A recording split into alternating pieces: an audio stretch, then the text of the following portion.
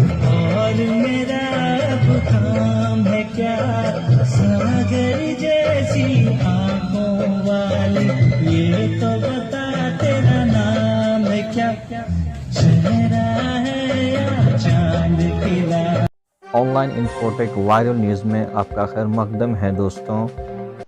इन दिनों रियासत झारखंड के शहर बोकारो के सड़कों पर आपने एक माजूर नौजवान को सुरीली आवाज़ में गाने गाते हुए देखा होगा, जिनका नाम मोहम्मद मकसूद है। एक ज़माने में वो हिंदुस्तानी टेलीविज़न के शो इंडियन आइडल में शरीक रहे।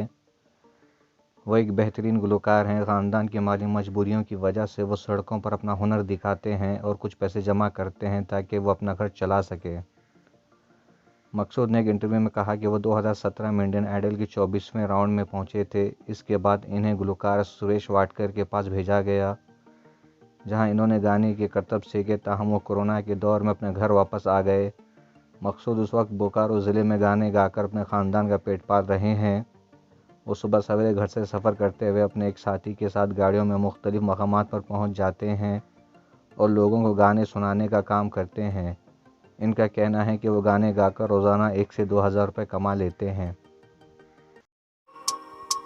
Don't forget to subscribe my channel and click the bell icon.